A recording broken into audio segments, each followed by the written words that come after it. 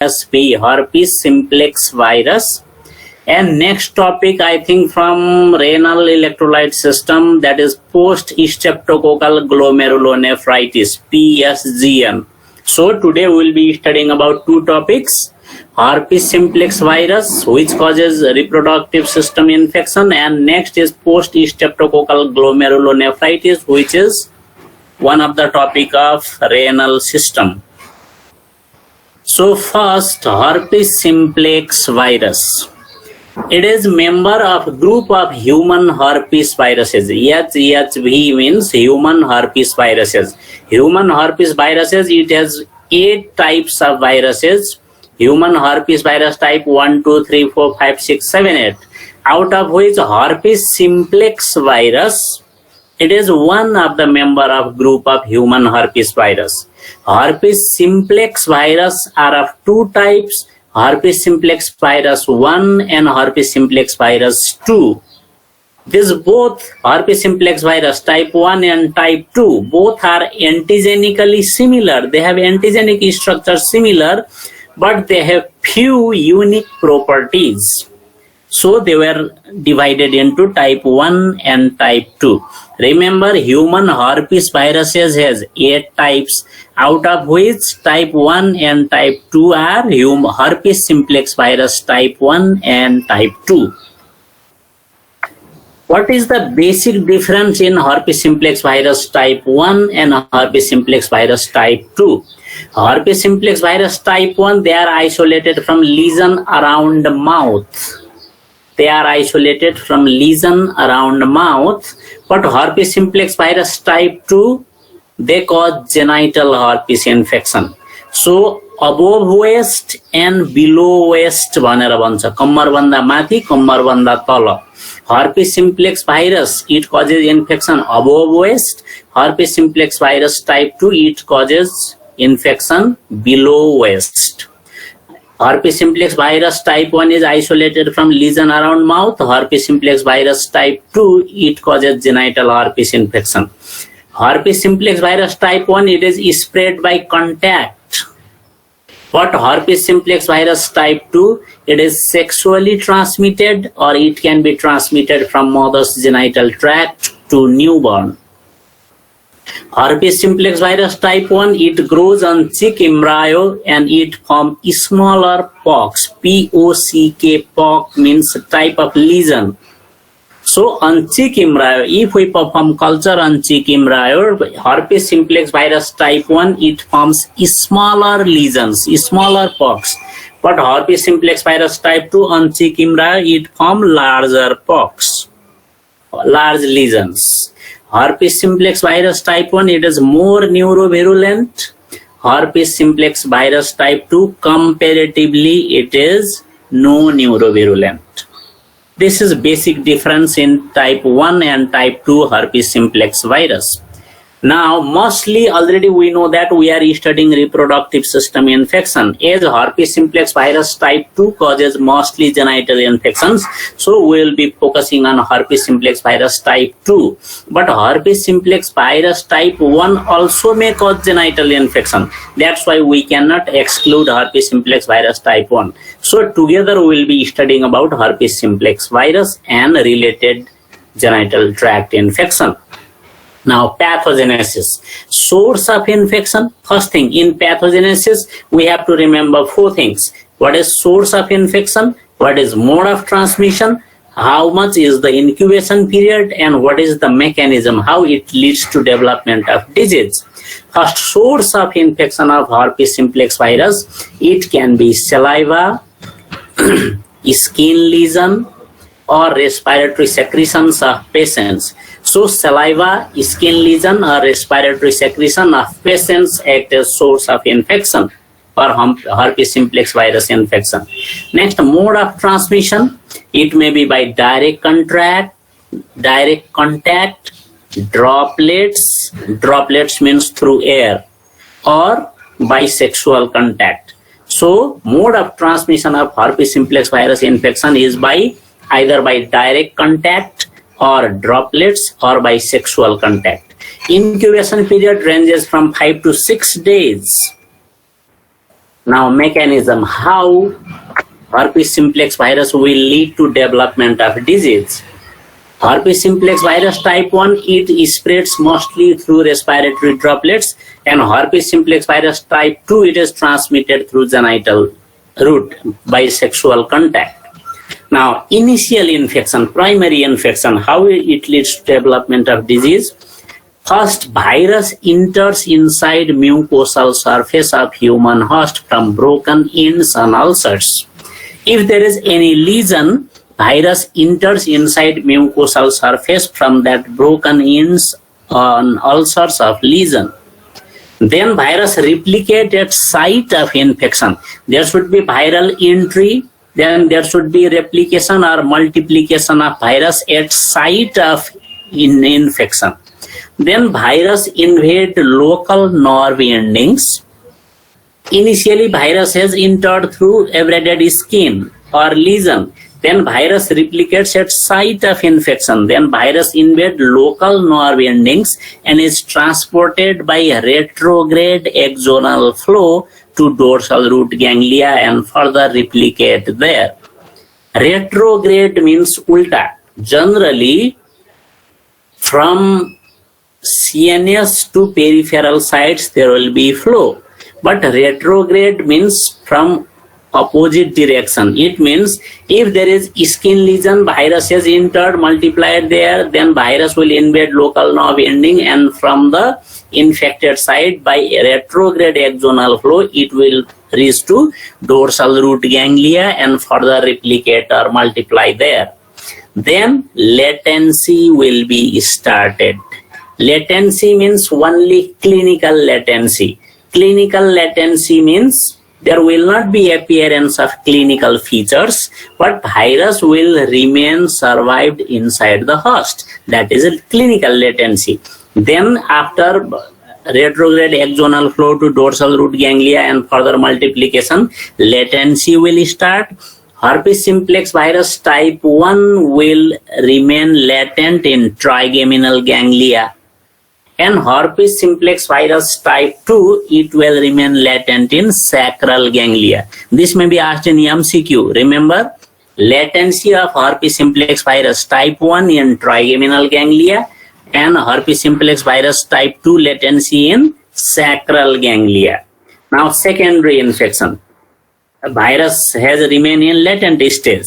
Now, what happens? Due to axonal injury, fever, physical and emotional stress, and exposure to ultraviolet light. These are conditions either due to axonal injury or fever or physical and emotional stress or exposure to ultraviolet light.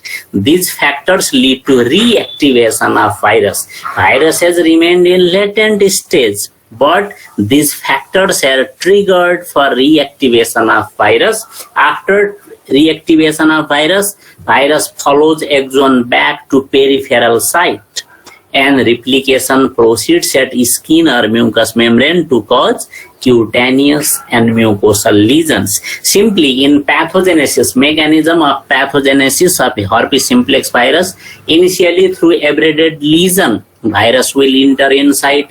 By retrograde axonal flow, it will reach to ganglia and multiply there. There will be clinical latency. HSV type 1 will remain latent in trigeminal ganglia and HSV type 2 will remain latent in sacral ganglia. Due to various factors such as axonal injury, fever, physical and emotional stress, exposure to UV light, these factors will lead to reactivation of virus. Due to reactivation, virus follows axon back to peripheral site and replicate there at skin or mucous membrane, leading to cutaneous and mucosal lesions.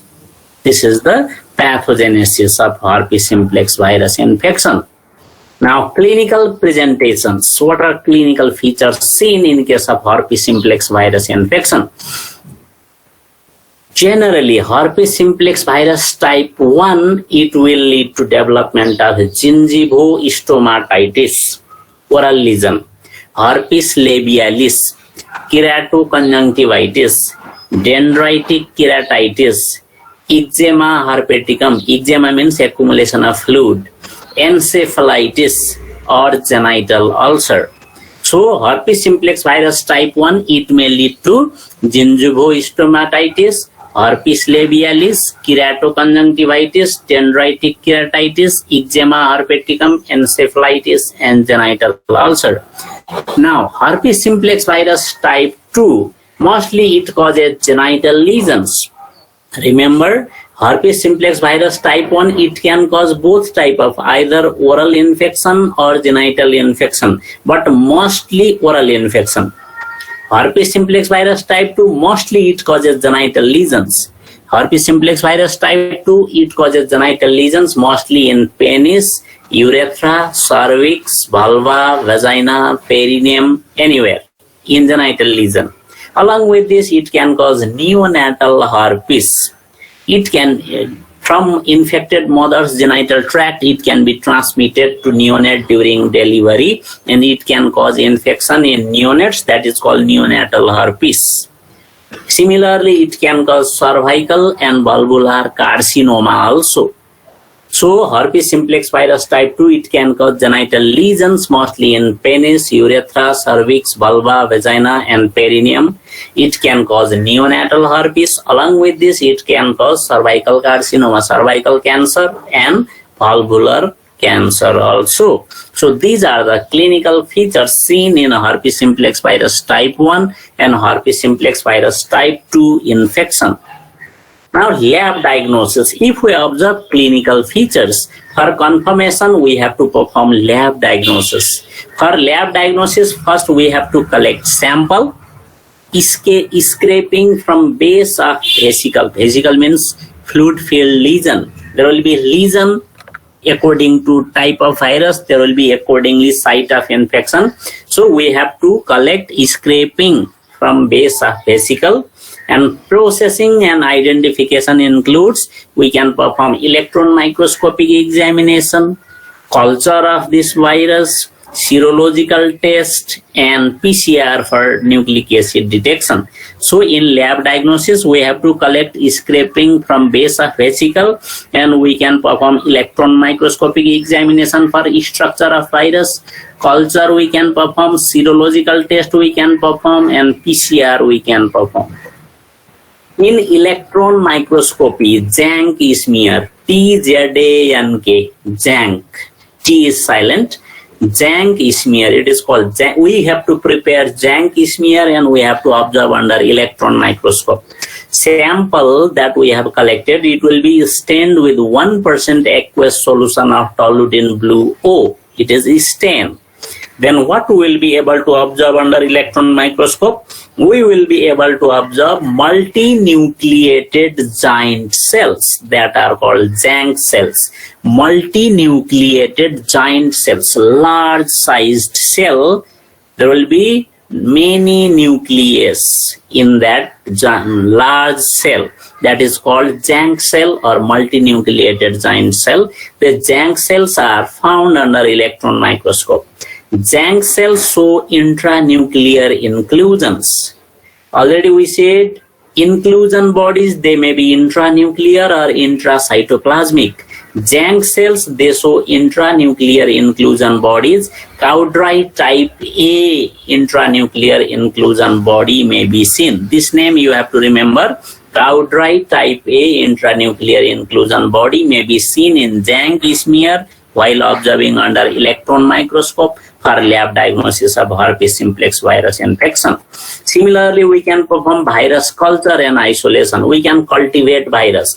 Just as we grow bacteria in culture media, virus cannot be grown in bacteriological culture media. They require either tissue culture or cell culture or embryonated egg culture. So there are various techniques for growing virus. So for herpes simplex virus culture, it can be done in human embryonic tissue, HeLa cell or chorioallantoic membrane, CAM of embryonated egg. So herpes simplex virus can be cultured in human embryonic tissue, HeLa cell or chorioallantoic membrane, CAM of embryonated egg. Herpes simplex virus produce cytopathic effect within 1 to 3 days.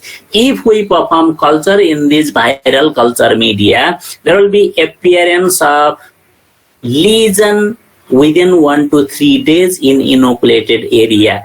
Infected cell appear enlarged and appear ballooned. फुकेको balloon जस्तो देखिन्छ रे. It is enlarged and appear as ballooned. So in virus culture, cytopathic effect will be seen within 1 to 3 days in various viral culture media such as human embryonic tissue, HeLa cell or chorioallantoic membrane of egg. An infected cell will appear enlarged and ballooned. Similarly, along with electron microscopic examination and culture, we can perform serological test. In serological test, we can perform complement fixation test or neutralization test. These tests are positive, but results should be evaluated in background of local titer. What is a normal titer in community? That first we know it is standard given. After performing complement fixation test or neutralization test, we have to evaluate titer, and it should be compared with local titer and reported. So in serological test, complement fixation test and neutralization test can be done for lab diagnosis of herpes simplex virus infection. Ultimately, gold standard. We can detect viral nucleic acid by PCR, polymerase chain reaction. Most commonly heard name nowadays. PCR is gold standard. It will give 100% accurate result. We will detect, as herpes simplex virus is DNA virus, we will detect DNA of this herpes simplex virus by PCR, and this is confirmatory diagnosis. So in herpes simplex virus, mostly herpes simplex virus type 2 will cause genital infection, but sometimes herpes simplex virus type 1 also may cause reproductive system infection. So we have included both. Most important thing, we have to remember pathogenesis, source of infection, mode of transmission, incubation period, mechanism of infection. Then lab diagnosis. In lab diagnosis, electron microscopy, culture, serological test, and PCR. This is about herpes simplex virus infection, which causes mostly genital tract infection or reproductive system infection. Now, next topic is post-streptococcal glomerulonephritis, PSGN. This herpes simplex virus, this is one topic from reproductive system, but post-streptococcal glomerulonephritis, though we are studying combinedly here in same class, but it is a post-streptococcal glomerulonephritis. It is related to renal system infection. Okay, so post-streptococcal glomerulonephritis, it is a non-suppurative complication of group A streptococcal infection. Already in second semester we have studied about non-suppurative complication of group A streptococcal infection. Streptococcus pyogenes or group A streptococci, among two non-suppurative complications caused by this bacteria. One is acute rheumatic fever and next is post-streptococcal glomerulonephritis. Acute rheumatic fever, it is related to heart, and post-streptococcal glomerulonephritis, it is related to kidney.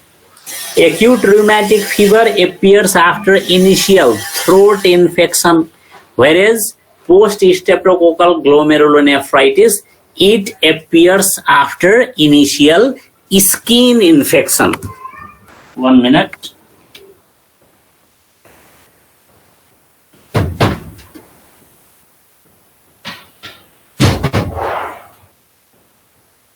So acute rheumatic fever, it is heart problem. Post-streptococcal glomerulonephritis, it is kidney problem. Acute rheumatic fever appears after initial throat infection by Streptococcus pyogenes or group A streptococci. PSG and post-streptococcal glomerulonephritis, appears after initial skin infection caused by group A streptococci. Now, what is causative agent of post-streptococcal glomerulonephritis?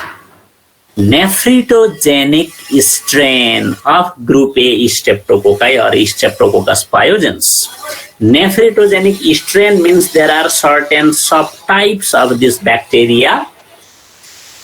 Nephrogenic strain which cause problem in kidneys. So this nephrogenic strain of group A Streptococci or Streptococcus pyogenes, mostly types 49, 53, 54, 55, 59, 60, 61. These types of Streptococcus pyogenes are causative agent of post-streptococcal glomerulonephritis. Now, pathogenesis, how post-streptococcal glomerulonephritis develops. Before going to this, just I would like to remind you, in second semester, in first year, you have studied about acute rheumatic fever. In acute rheumatic fever, what happens? Initially, there should be throat infection by Streptococcus pyogenes. Then there will be antibody formation. Then antigen or that bacteria will get cleared from the human host. Then this M protein of Streptococcus pyogenes and heart valve and myocardium, they are heterophilic to each other. They are antigenically similar. So antibody produced against Streptococcus pyogenes, it will recognize heart valve and myocardium as bacteria or antigen, and it will start attacking there. There will be immune complex formation, neutrophilic infiltration, and tissue destruction in the heart valve and myocardium. That is acute rheumatic fever. Similar pathogenic mechanism here is in pathogenesis of post-streptococcal glomerulonephritis, which is called immunological phenomenon. Pathogenesis is best described by immunological phenomenon. Difference in acute rheumatic fever and post-streptococcal glomerulonephritis in pathogenesis is initially there should be throat infection by group A Streptococci for leading to acute rheumatic fever. Similarly here, in post-streptococcal glomerulonephritis, there should be initial skin infection by Streptococcus pyogenes, not throat infection. Initially, there should be skin infection, then it will lead to post-streptococcal glomerulonephritis. Skin infection is mostly caused by that mentioned nephrogenic strain of Streptococcus pyogenes. Initially, they will cause skin infection. There will be production of antibody. Then Streptococcus pyogenes will be killed. That antibody exists in human host.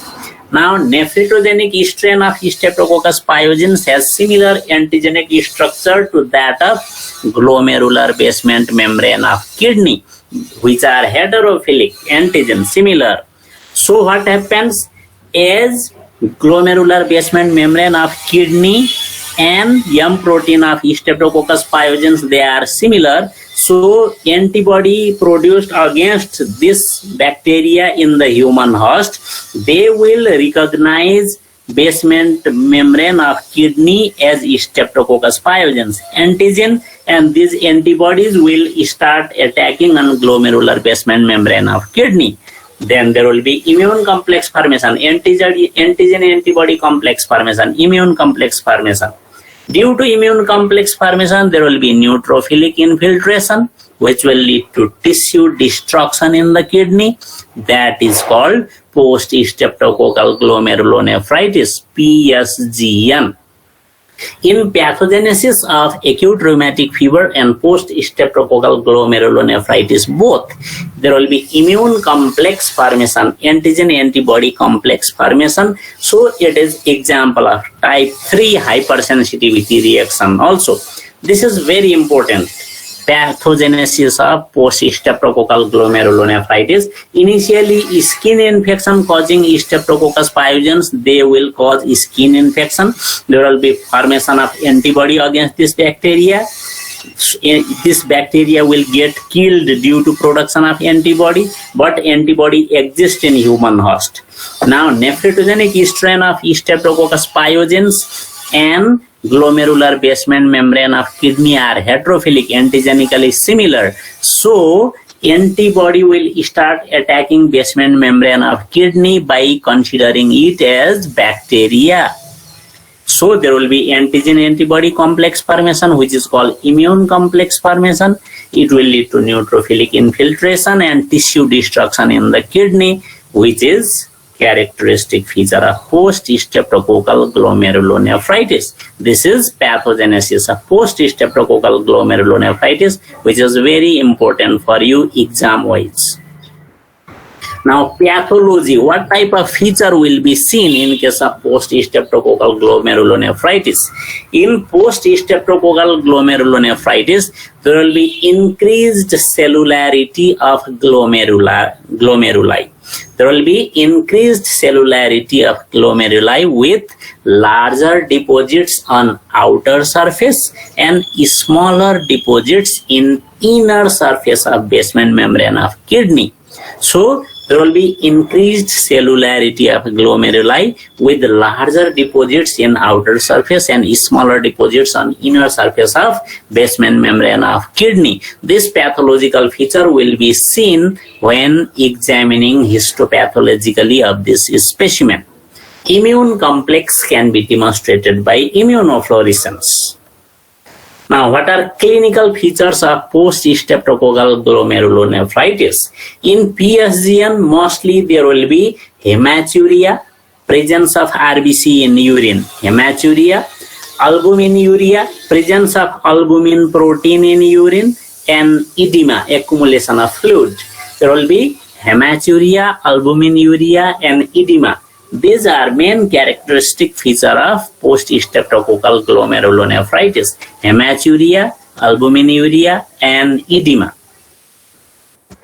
Now, lab diagnosis. In case of lab diagnosis of acute rheumatic fever that you have studied in second semester of first year, in acute rheumatic fever we have to perform serological test ASO. But for lab diagnosis of PSGN, post-streptococcal glomerulonephritis, we have to perform other serological test that is called anti-DNase B test. Anti-DNase B test. Test is similar to that of ASO, but a reagent will be anti-DNase B reagent. Culture is not suitable method because it is complication which appears almost 1 to 4 weeks after initial infection by Streptococcus pyogenes. So culture is not possible. Bacteria will not be identified. So serological test only is the standard test for lab diagnosis of PSGN.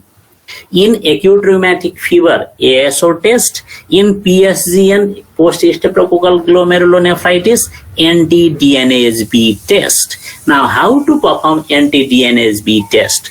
We have to take test reagent and test card. Test card, in test card there will be many circles. Among many circles, in one of the circle, what we will do? We will take 1 drop of anti-DNase B reagent, which is commercially available. Bazar mein kinna pauncha. We will take 1 drop of anti-DNase B reagent in the circle of the test card. Then we will add equal amount, 1 drop of patient serum, which is suspected of suffering from PSGN. So we have mixed anti-DNase B reagent and 1 drop of patient serum. Anti-DNase B reagent, it is antigen. If person is infected with if person is suffering from PSGN, that patient serum will contain antibody against PSGN, that is streptococci. So if we mix reagent and patient serum, if there will be clump formation, clump भनेको चकको धुलो deposit भयो भने कस्तो देखिन्छ, that type of appearance.